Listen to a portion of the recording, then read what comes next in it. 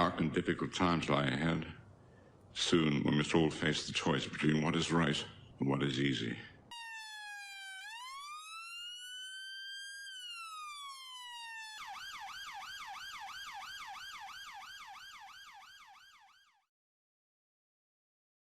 Hello ladies, gentlemen, boys, girls, innies, outies and in-betweeners.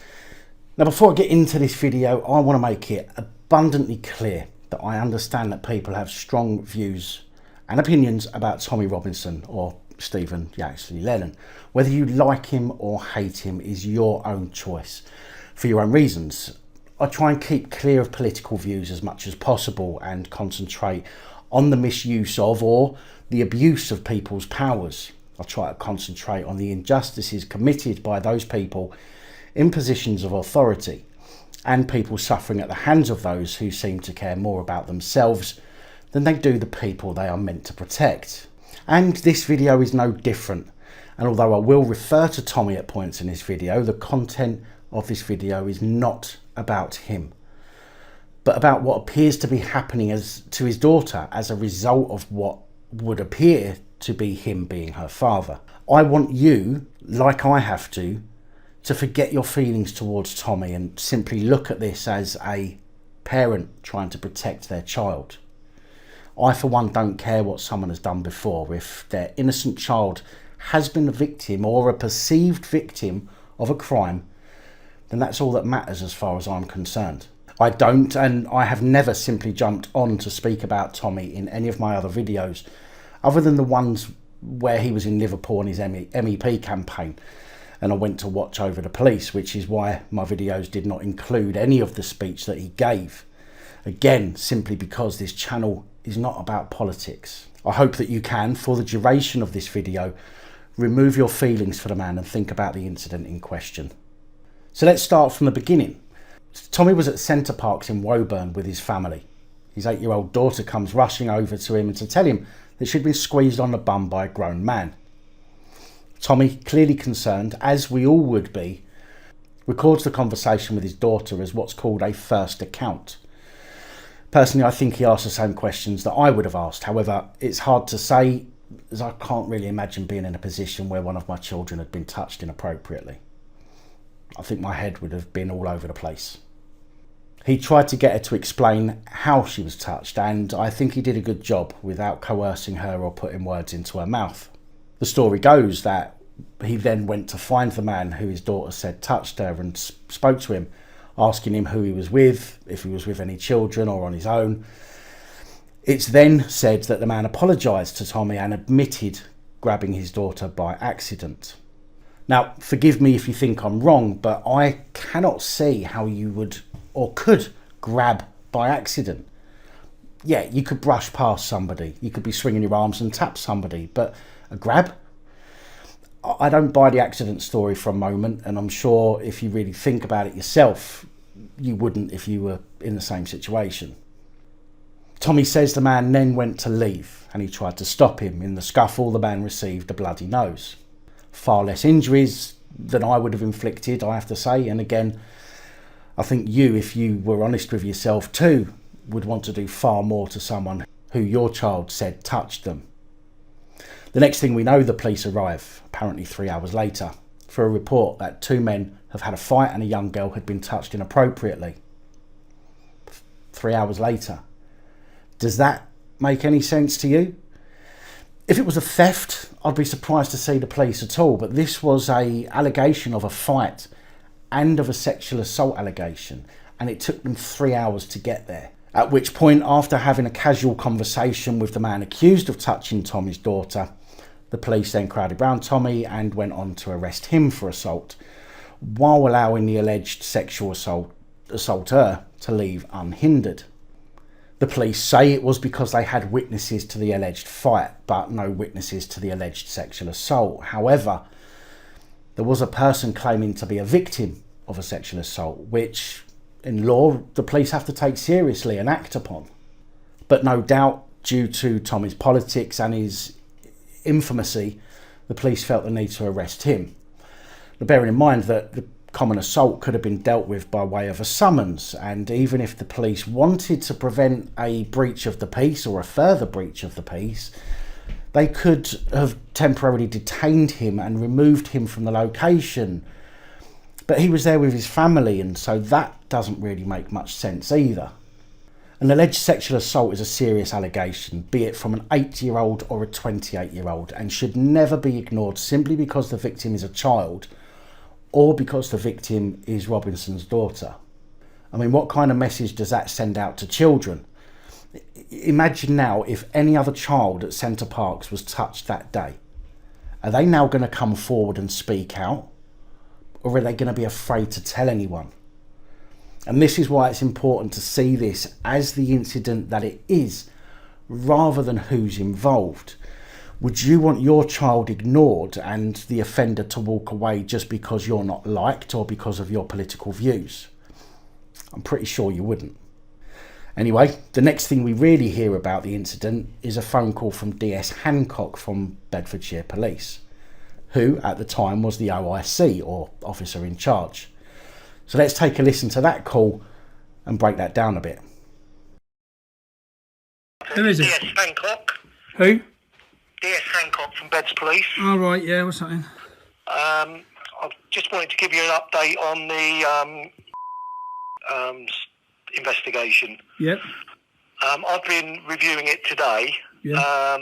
We're still reviewing it. Yep. We have now got CCTV footage that we're going through. Yep. Now, this DS Hancock seems very unsure about what he's saying.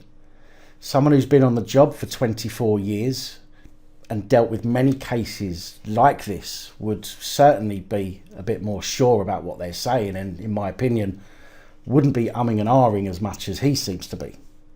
We've also got some other people that we need to speak to that haven't been available today, that are staff at Center Parcs. Yep. We've asked Center Parcs to do some other bits for us, and we're waiting to see whether that's achievable or not, which is basically putting out a message to all guests that were there to see if there's anybody that's seen anything. And I'll obviously speak to them if that's the case. Can I ask you? Putting out a message to all guests that were there to see if any of them saw anything. Now, it's commonly known that eyewitnesses are not very reliable. People's memories fade very quickly over incidents such as this, so for the police to not put out a call for all the guests that were there to come forward on the same day that it happened is going to limit the amount of reliable information that the police are going to be able to glean from this exercise. Also, given the fact that if Center Parcs are putting out a call to people, it's then going to take time to respond before they even get to speak to the police. You know, and that's going to diminish their memories of the event even more. Yeah. Is it you the case? You are the officer. If my daughter has told an officer, which she did, that man grabbed her by the bum, yeah, and he's been identified, why wasn't he arrested? Well, I mean, I don't know. I can't speak for the officer concerned, to be honest. Okay, but, well, just if you're a police officer, you're looking at the case. He says he can't speak for the officer concerned. This is something we hear all the time, and it is simply a case of passing the buck. DS Hancock knows full well what the constable on the scene should have done based on their own guidelines and the law. But he can't tell you that because the police can never admit when they fuck up. You know, as this is going to cause even more loss of faith in the police, if that's even possible. What could the reason be? Why would he not? If a daughter, I see the police so many times come forward, tell us what's happened. She's done everything. She told you what happened. Why wouldn't he have been arrested? One of the reasons he might not have been arrested was because he needed medical attention.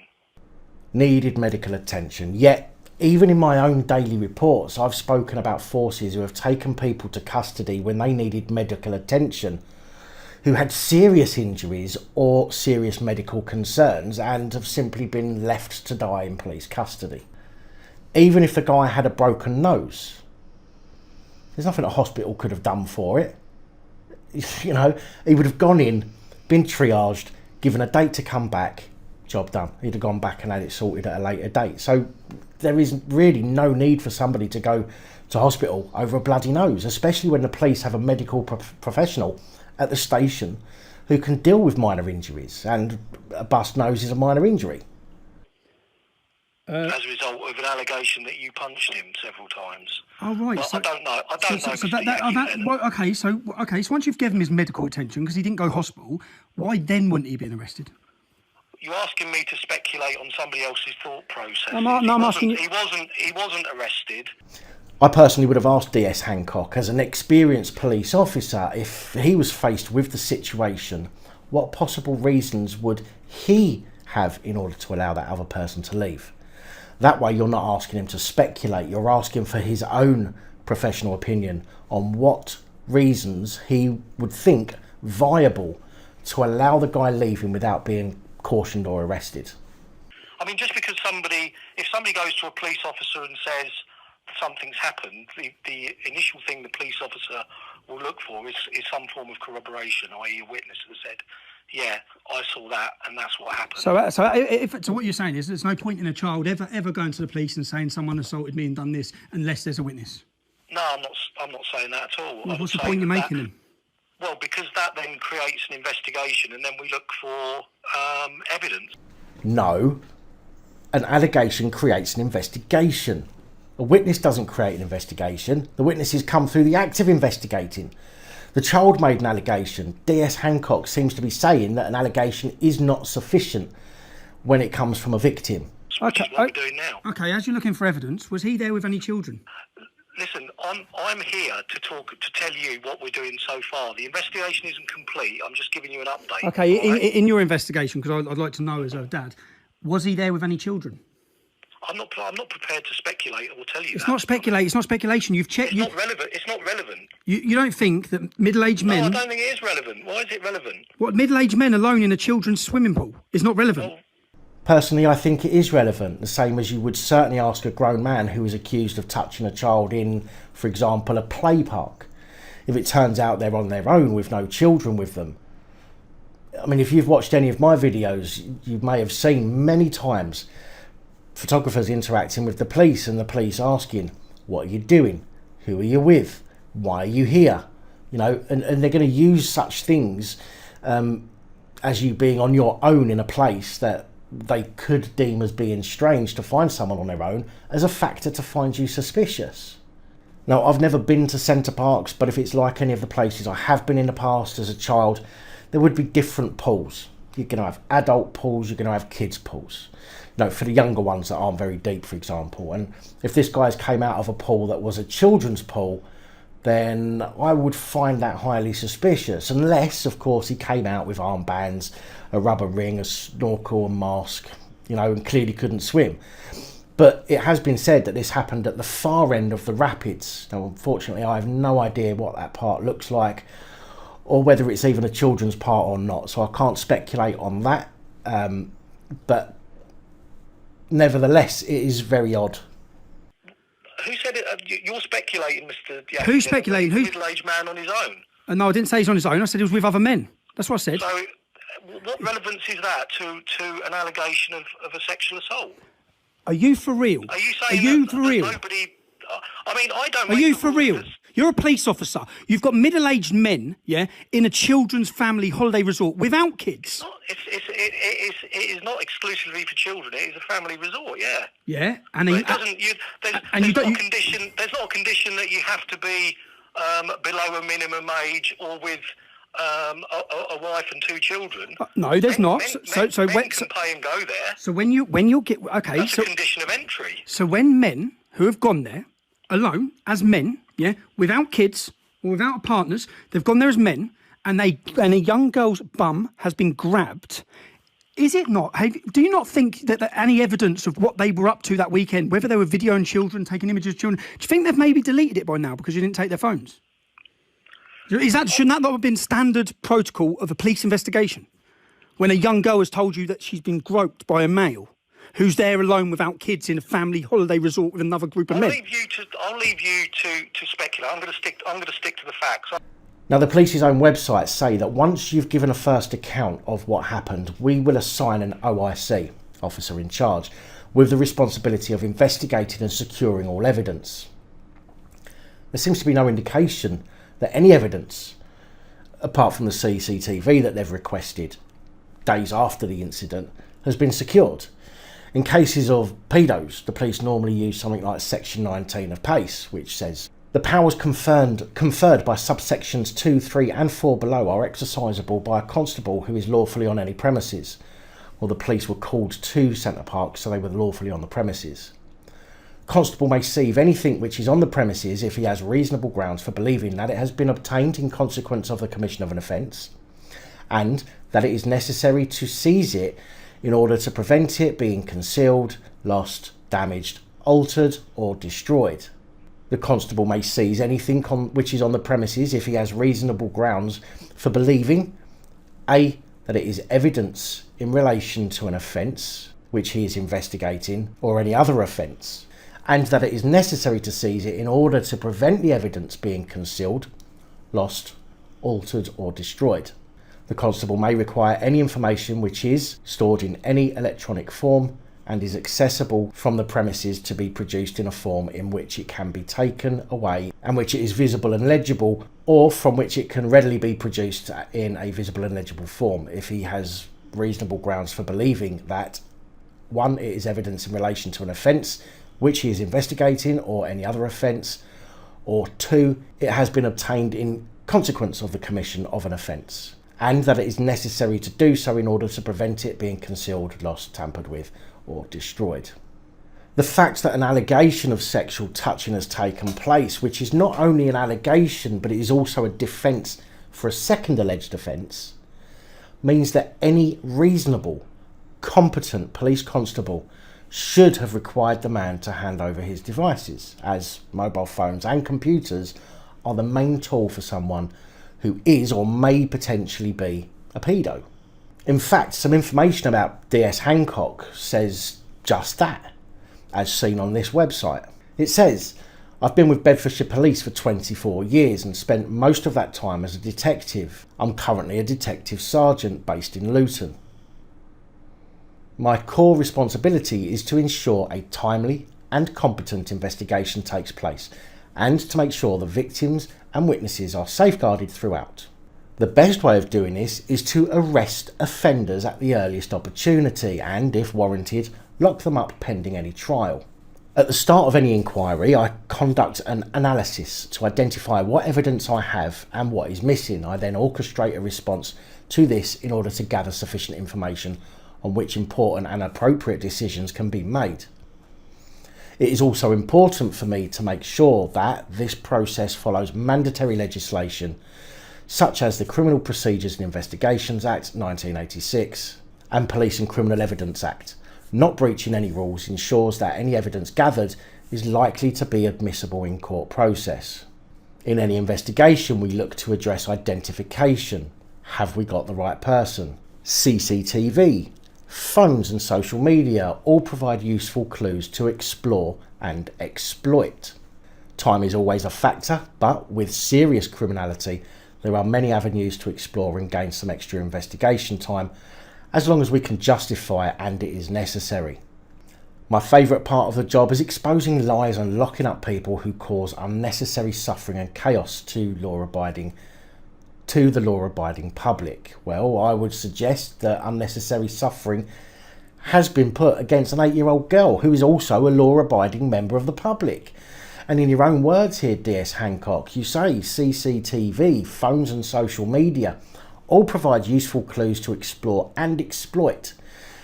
But yet your constables made zero attempt to do that at the time. Even the police websites about sexual assaults say one of the officer's first tasks will be to take a detailed account from you. Now, apparently they took an account from Tommy Robinson's daughter at Center Parcs. However, they went on to take a further account from her. Another such task will be to take a statement from the first complainant. This is the first person to whom you disclosed what happened to you, usually a friend, colleague, police officer or someone else. Tommy was the first person that she went and told. He is the first complainant. But I've so far haven't seen anything that would indicate that he has given a statement about that. Although it's on video, he should still be questioned in relation to the assault.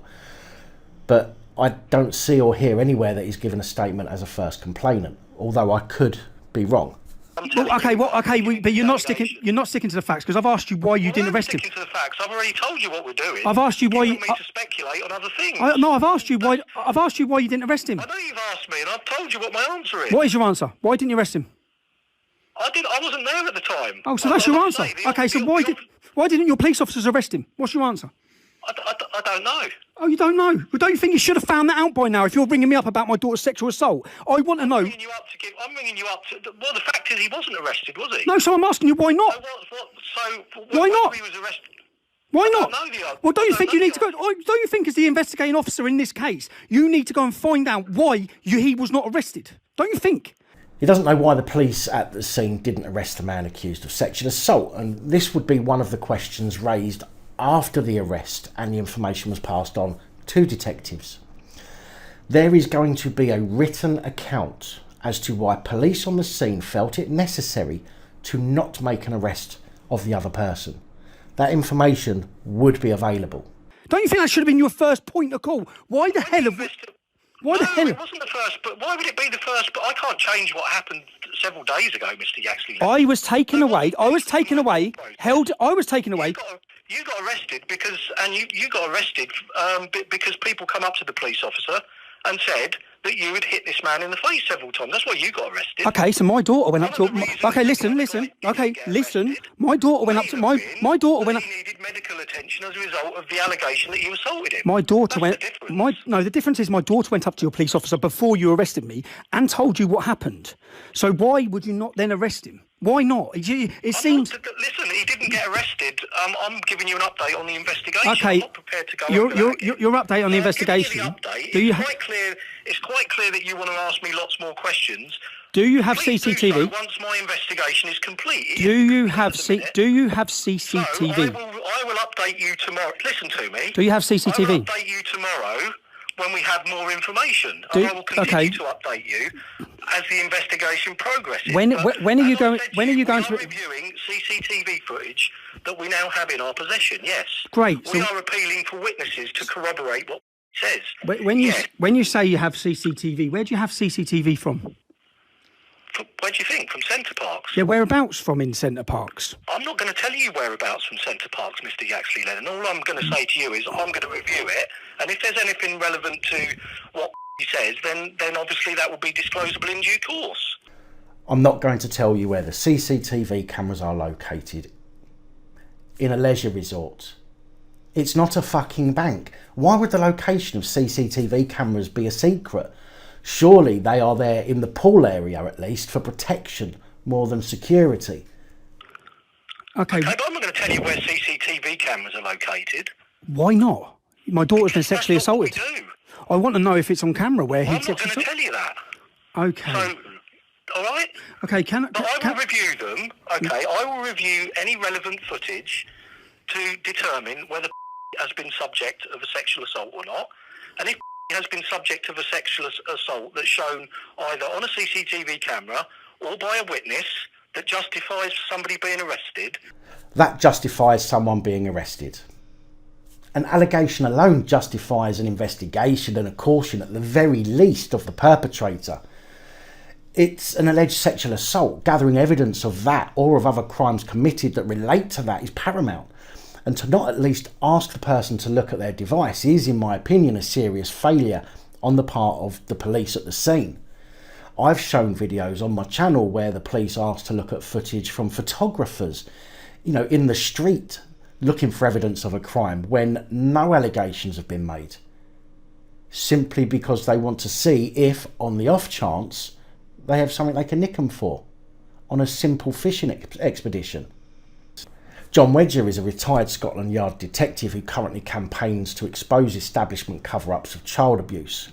He has a website called the John Wedger Foundation, and I'll link to that in the description so you can go and check him out yourself.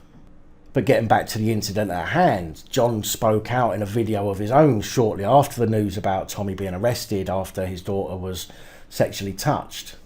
I'm going to sort of speak about Mr. Tommy Robinson and the video that was going viral. Apparently it's been removed. And I want to sort of reach out to him really and say that you have been badly, badly wronged. The video shows him interviewing his daughter. His daughter, you can hear her in the background. She is giving what we used to call a free-flowing narrative. There is no indication of any coaching, leading. His questioning was of a very open question stance, which is good and really on the whole cannot be criticised too much by a court. And he has got a first account, a recorded first account. He has done the right things, and I'm qualified to speak in this manner because I dealt with it for many years, and I used to teach child abuse investigations and interviewing. And not only on a local level but national and also an international level. I've also taught police forces from various parts of the Commonwealth and the world. So the kid discloses a sexual assault, sexual assault on a child, which is an arrestable offence, and it could be borderline serious arrestable offence.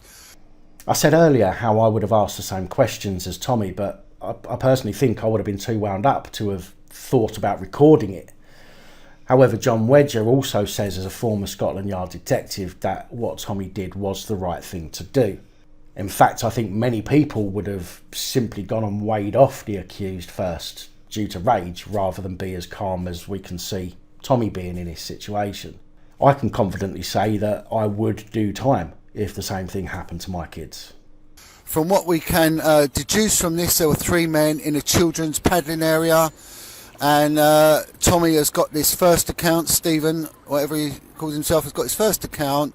It seems very open and honest, non-leading, and a free-flowing narrative, like I say. He has gone and accosted this guy, and he is detained under the any person powers of Section 24 of the Police and Criminal Evidence Act. He has done the right and just thing. In the melee of it all, this bloke, the paedophile, has got a bit of a spanking. Hey ho, these things happen. Now, Bedfordshire police have turned up by the looks of it, and I don't know what's gone on with these 3 guys, but they've arrested Tommy Robinson for common assault. Now, common assault is a non-arrestable offence, as was, although the parameters have changed. He could have been easily summoned. They know where he lives. They've had dealings with him many times in the past. There was no need to arrest him. If they was interested in what they class as a continuation of the offence, which is what they were stating, then that is to prevent a breach of the peace. Now, the way to look at this, the breach of the peace, you've got to remove one of the parties. Why not remove the 3 men who appear to be in cahoots with each other for a serious sexual offence against a young child? There may well be a conspiracy to commit serious sexual offences, and they could have been arrested on suspicion of that. That arrest would have then led to the power to search, seize and detain. They could have gone round there, arrested these 3 guys, seized their recording devices for evidence of a further commission of the offence on there, and maybe a pre-planning on there, and they could have done a thorough search of where they were staying, and that could have also led to property that is under their control, i.e. their home addresses, so under Section 18(1) of the Police and Criminal Evidence Act. So these 3 guys could have been arrested, given over to a CID team, and they could have gone to town with what looks like a group of paedophiles that have winkled their way into a children's play area, which is what they do. But like I said before, they have picked low-hanging fruit, Mr. Tommy there being the low-hanging fruit, and they have gone and nicked him. And I've never spoken out about this guy in the past, but I think he has been seriously wronged, and I think shame on Bedfordshire Police. They have acted maybe unlawfully. I think they've acted within their parameters, but they've done it the wrong way. Yeah, and also, guys, someone's put on there that one of the guys has made an admission. So he's made an admission at the scene, right? That's an unsolicited comment, but it would have been a recorded unsolicited comment had Tommy made a record of it, which he did. So they've got the evidence in a nutshell. It's all there, right? I'm going to pen a letter to the Policing and Crime Minister for Bedfordshire, expressing my concerns over this, and I suggest other people do likewise, because this is an outrage. And the reason that this has invoked me to come forward and speak out, because this is indicative of the gravity and the weight they put onto child abuse claims. They absolutely don't give a toss, and they'd rather go and glory hunt by turning around and saying that they've got a trophy because one of the officers has nicked Tommy Robinson, and that's what it appears to me. There was no need whatsoever to have arrested him. If he's assaulted a guy, then he's a grown man, you know, and he'll have to deal with that. But that could have been done via a summons. There was no need to arrest, detain and take him to a police station. None whatsoever. There would have been no evidential worth in that, and therefore also it would have frustrated the investigation, where them three suspected paedophiles at the scene could have been nicked. The efforts could have been put into dealing with them, and therefore a further, more in-depth inquiry could have taken place. So I am absolutely disgusted. So if there are any people that have got links with Tommy Robinson, you pass on, you know, my concerns to the guy. And on this occasion, I will be putting pen to paper. And if there's other people that wish to do so, please do so, because, you know, this is wrong. This needs to go to the Policing Ombudsman, which is the Police and Crime Ministers, so they can adjudicate this properly. Okay, so that is my bit on it. I'm off now to... Now, there are some people out there who do not have a high opinion of John Wedger. I don't know of him. I only know that he did at least work for Scotland Yard, and whether he has ulterior motives or not, I cannot say. But my views are similar to what John Wedger says in this video. He also says he doesn't make a habit of speaking out about Tommy Robinson. Like me, I have only spoken out about Tommy when there has been police interaction, such as his MEP campaign rally. I think also, if anybody's watching this and they're still saying to themselves that Tommy's a twat, I would suggest that you rethink your stance on this incident, because this isn't about Tommy Robinson or his politics or what he's done in the past. This is about his daughter and an alleged crime, and that's the most important thing here. There is something else I wanted to point out, and this was good timing for me, because I saw a video on Friday about an assembly meeting with the Assistant Chief Commissioner of the Met over Harry Miller's tweet case. Peter Whittle talks to the Assistant Chief Commissioner about hate crimes, but what's important to note, I think, in both cases, are these particular parts. What is your view on that? That's a matter, I mean, the circumstances of that particular case are a matter for Humberside Police, of course. I can't comment on whether the officer did the right thing and also wasn't part of that decision-making process. My point is, all right, but I mean, you're a very senior policeman. Yes. I mean, I don't know. I can't speak for the officer concerned. I can't comment on whether the officer did the right thing and also wasn't part of that decision-making. Now, this is an example of how the police will pass the buck rather than answer a straightforward question.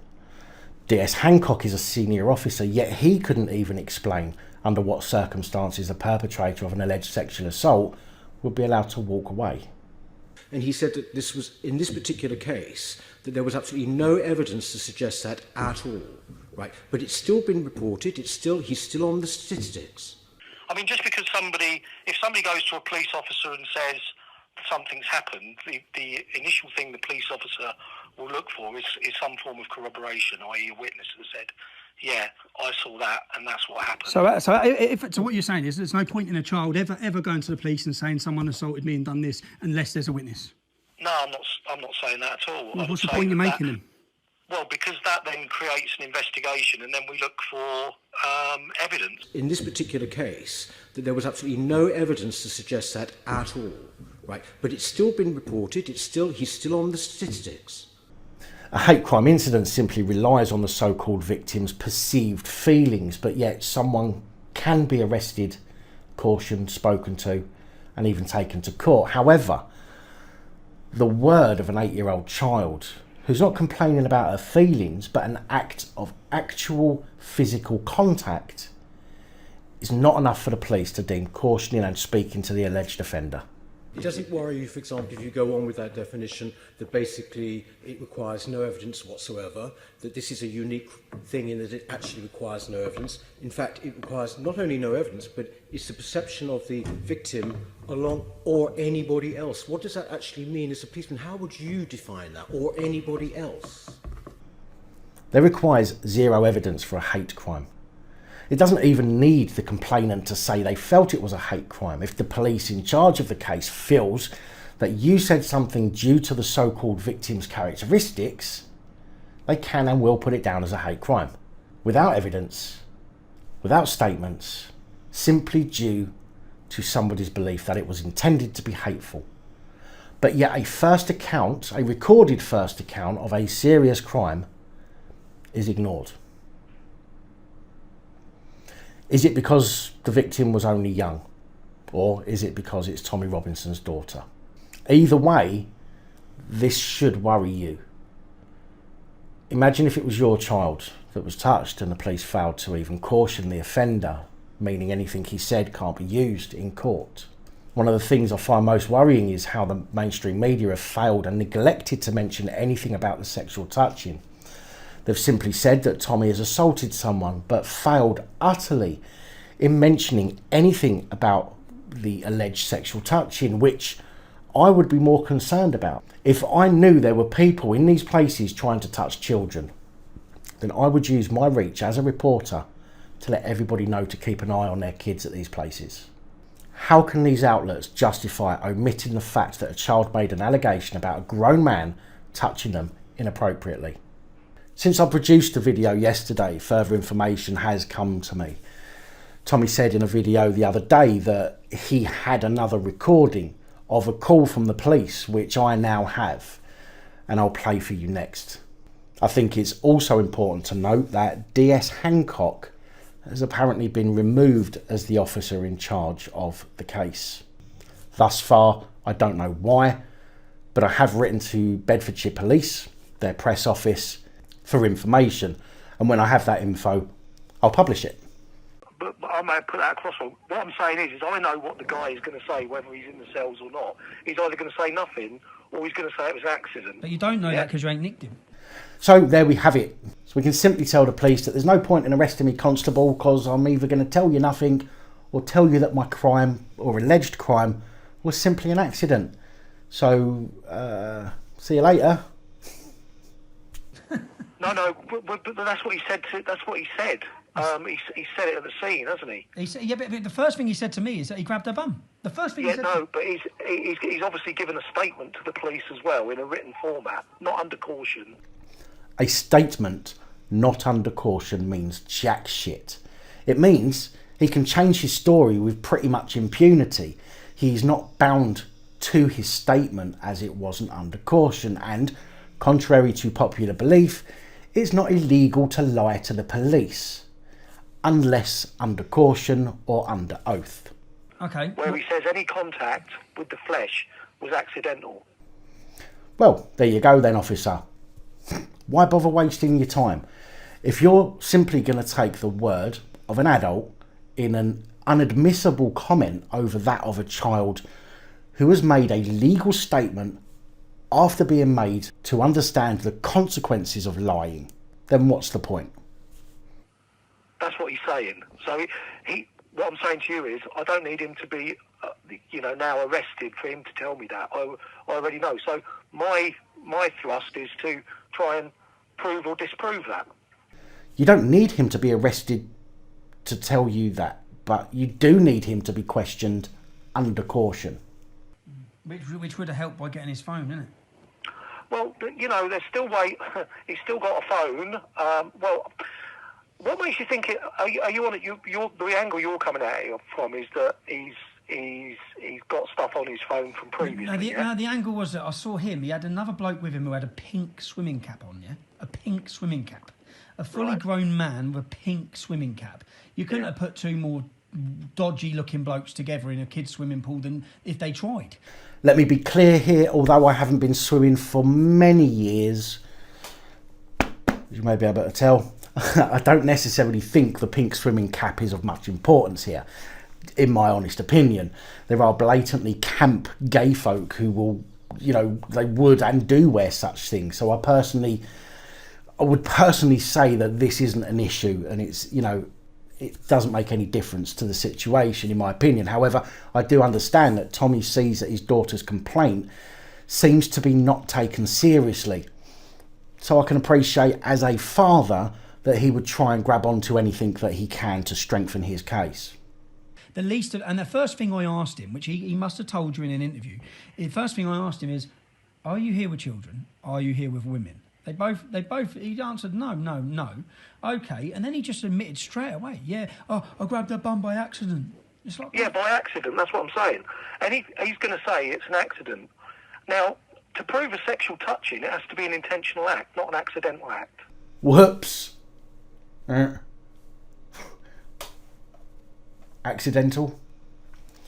was intentional, mate. You don't squeeze I know, the bum. but we need to prove that it was an intentional act. It was intentional, mate. You don't squeeze I know, the bum. but we need to prove that it was an intentional act. It was intentional, mate. It was intentional, mate. It was intentional, mate. I know, but we need to prove that it was an intentional act. I know, but we need to prove that it was an intentional act. I know. It was intentional, mate. I know. It was intentional, says Tommy. I know, says the police. So, if a police can view the CCTV footage, or he knows that it was intentional, then surely a judge would be able to see the same from whatever evidence the police has looked at or has gathered in his investigation. Again, Tommy says it was intentional. The police say, I know, but I need to get evidence of it. How do you know it was intentional then, if you haven't already got evidence of it? I don't know, Freudian slip maybe? So, but that's the same with an assault. So to prove my assault against him, you'd have to prove it was intentional. I tried to stop the man leaving. Should I just have, when he tries to walk away, should I just stand there and let him walk away after sexually assaulting my daughter, or should I'm not being fair. I can't talk too much about that because, like I say, I'm the one that authorised the charge against you. So don't think I'm being disrespectful. Mm-hmm. I just don't want to talk about that because it may compromise. In that incident, was that under your discretion to authorise a charge? Could you have looked at it and thought, okay, someone's pinched a little girl's bum. The dad's tried to stop the man leaving because he's not been beat up. He's not black and blue. He's not needed hospital treatment. We're on about a common assault. It's like a push. And well, no, I mean, you know, you've had disclosure, and I know my officers have spoken to you. The allegation is that there's multiple. And that is as much of the recording as I have. Now, once again, I know some of you don't care much because it's Tommy Robinson, or because it's Tommy Robinson's daughter.